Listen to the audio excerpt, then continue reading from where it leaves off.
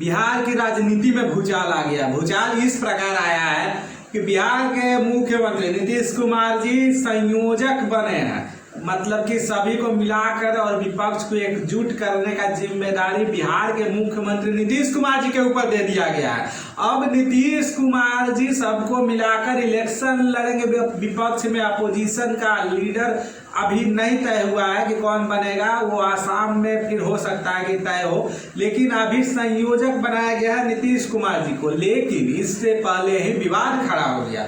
विवाद हो गया अरविंद केजरीवाल और कांग्रेस के बीच में। अब क्या विपक्ष मजबूत होने से पहले ही टूट के कगार पे है, या फिर इसका बेनिफिट किसको होगा, मोदी जी को होगा या फिर कांग्रेस को होगा। लेकिन ये तो तय है कि अगर विपक्ष इस रास्ता पे चलता है तो विपक्ष को नुकसान जरूर होगा, क्योंकि सभी पार्टियों को मिलाकर ही इलेक्शन लड़ेगा, तब ही विपक्ष अगर कुछ कर सकता है तो कर सकता है, नहीं तो आपस में एक ही सीट पे 5 कैंडिडेट खड़ा हो जाएगा, आपस में लड़ झगड़ के ले लेगा और नरेंद्र मोदी जी को इसका फायदा होगा। लेकिन अगर विपक्ष एकजुट होता है तो नरेंद्र मोदी जी को घाटा भी जरूर होगा। इसके लिए पूरा मीटिंग चल रहा है, नीतीश कुमार जी को संयोजक बनाया गया। लेकिन पूरा मैटर को समझिए, हुआ क्यों ऐसा कि बिहार की राजधानी पटना में 15 पार्टी के नेता एकजुट हुए, मीटिंग किए सीएम नीतीश कुमार जी के आवास पर। बाद में 14 दल के नेता एक साथ प्रेस कॉन्फ्रेंस भी किया। अब कहें कि 15 को जुटा था, 14 को किया, ये वो कहां गया। अरविंद केजरीवाल जी मीटिंग खत्म होते के साथ निकल गए, अपना एरोप्लेन पे चढ़ गए, निकल गए दिल्ली। नीतीश कुमार जी से पूछा गया था, नीतीश कुमार जी कहते हैं कि उनको फ्लाइट लेट हो रहा था। बाद में तुरंत ही दिल्ली पहुंचने के बाद अरविंद केजरीवाल जी ने प्रेस कॉन्फ्रेंस किया और उसमें कहा कि जब तक कि कांग्रेस हमारी बातों को नहीं मानती है, क्लियर नहीं करती है, तब तक कि हम इस किसी भी मीटिंग में शामिल नहीं होंगे। तो इससे साफ पता चलता है। और एक बात और बताते हैं, उनका फ्लाइट मिस कैसे होगा। तो एक दिन पहले चार्टर्ड प्लेन से भगवंत मान पंजाब के मुख्यमंत्री के साथ आए थे। तो ये सब अंदरूनी बात है जो कि कोई बता नहीं रहा है। बहुत राजनीति हो रहा है, आपस में ही लड़ाई हो गया था अरविंद केजरीवाल और कांग्रेस के बीच में। जैसे कि सब स्वीकार किया कि 2024 में एक साथ मिलकर चुनाव लड़ेंगे, लेकिन आखिर हुआ क्या था ये भी बताते हैं। दिल्ली के सीएम अरविंद केजरीवाल जो है अपना दल बल के साथ अचानक लौट गए। अब फिर दिल्ली पहुंचकर स्टेटमेंट भी दिया अपना, जो कि हम बताएं। अब बैठक में शामिल जो थे 15 मिनट की बात में दिल्ली के सीएम अरविंद केजरीवाल और कांग्रेस के नेता के बीच पूरा भयंकर नोकझोंक हो गया। अरविंद केजरीवाल कह रहे थे कि दिल्ली पर आए अध्यादेश को लेकर भाजपा और कांग्रेस में समझौता हो गया है, इसलिए कांग्रेस नहीं बोल रही है। अरविंद केजरीवाल जब राहुल गांधी और खड़गे के सामने कांग्रेस को सुना रहे थे, तब जम्मू कश्मीर के पूर्व मुख्यमंत्री उमर अब्दुल्ला भी बीच में कूद पड़े और उन्होंने केजरीवाल को अपने गिरेबान में झांकने तक की नसीहत दे दी।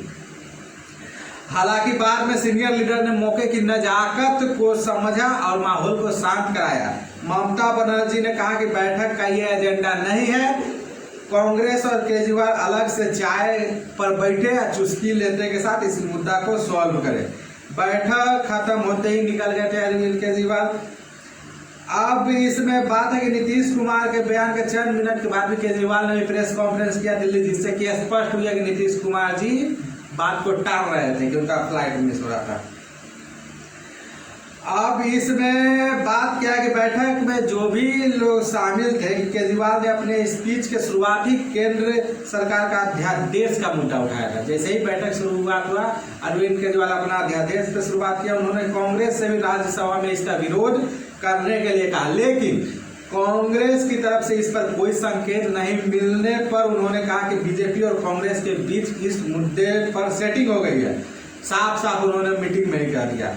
बैठक में शामिल केसी वेणुगोपाल ने इसका विरोध जताया। उन्होंने कहा कि वे इस तरह की बातें यहाँ नहीं कर सकते। केजरीवाल अभी अपनी बात रख ही रहे थे कि जम्मू कश्मीर के पूर्व मुख्यमंत्री उमर अब्दुल्ला और केजरीवाल के बीच नोकझोंक शुरू हो गया। उन्होंने केजरीवाल को धारा 370 याद दिलाई। उन्होंने कहा कि जब इसे हटाया जा रहा था तब उनका क्या स्टैंड था, तब वो बीजेपी का साथ दे रहे थे। इसके बाद आप नेता संजय सिंह ने उन्हें टोका और कहा कि आप इस पर क्या बात करेंगे, आप तो पहले ही बीजेपी के साथ मिलकर सरकार बना चुके हैं। इसके बाद शरद पवार और उद्धव ठाकरे ने मामला को शांत कराया। तो ये सब अंदरूनी हुआ था मीटिंग रूम में। कि जो कि आप लोग से छुपाया गया, जो कि बात को बताया गया, अब धीरे धीरे मैटर सामने निकल रहा है। और ऐसा माना जा रहा है कि पटना के इस महामंथन में इस महागठबंधन का नाम इसकी अगुवाई करने वाले चेहरे पर मुहर लग जाएगी, लेकिन बात नहीं बन सकी। अब इसे तय करने की जिम्मेदारी कांग्रेस को दी गई। कांग्रेस इसके लिए वक्त मांगा है। कांग्रेस ने महागठबंधन की अगली बैठक 12 जुलाई को शिमला में कही गई है। अब शिमला में इसका 12 जुलाई को बैठक होगा, उसी दिन सीट शेयरिंग का बात होगा और चेहरा तय करने की बात कही जा रही है। तो अब आप समझिए कि इतना कुछ हो गया बिहार के पहले ही मीटिंग में, और कहा जा रहा है 17 को शामिल हुआ, 15 को शामिल हुआ, 14 को शामिल हुआ। हालांकि मेन लीडर आए थे, लेकिन अभी भी बहुत लोग को आना बाकी है। और क्या ये सब आपस में मिलकर सामंजस्य बैठा पाएंगे? नीतीश कुमार के करना पे जिम्मेदारी दिया गया है। अब नीतीश कुमार जी कहते हैं कि हम प्राइम मिनिस्टर बनने का सपना देखते हैं, तो नीतीश कुमार जी से बिहार तो संभल नहीं रहा है, फुल लुधिया रहा है, 1700 करोड़ का प्रधानमंत्री खाक बने हैं।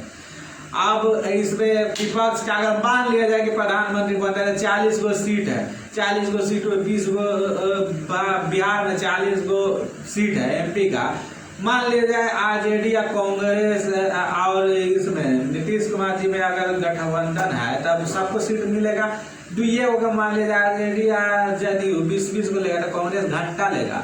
अगर तीनों के देगा तो 20-20 वो देगा, 10 गो कांग्रेस के कर देगा। तो मान लीजिए 15-15 ही दोनों लिया, 10 गो कांग्रेस के दिया। अब बाकी सब जो बिचुआ में सबके आप गठबंधन किए हुए 25 गो पार्टी के मिलाए हुए, तो एक को दो तो लोग को चटाइएगा ना आचार जैसा। तो आप 10 गो सीट पर लड़िएगा जदयू, और 10 गो सीट में से 5 गो 6 गो जीतिएगा, और 6 गो एमपी के ले जाइएगा केंद्र में, कहिएगा कि I am the prime minister of India. तो राहुल गांधी जी बेवकूफ है कि पूरा देश में कांग्रेस का उम्मीदवार उतारेंगे। अरे अलगाहू लड़ते हैं तो 48-50 को ले ही आते हैं बेचारा, तो वो बेवकूफ है, वो ना कहेंगे कि हमारे प्रधानमंत्री ना बनेगा। तो ये फिर से रिमोट कंट्रोल वाला सरकार से अच्छा है कि भैया ऐसा ना अपोजिशन पे नहीं है, वोट दीजिए, यही बढ़िया। हमसे अनुरोध है, बाकी आप लोग खुद समझदार है। अच्छा लगे वीडियो तो लाइक कीजिएगा, सब्सक्राइब कीजिएगा, शेयर कीजिएगा। Thank you.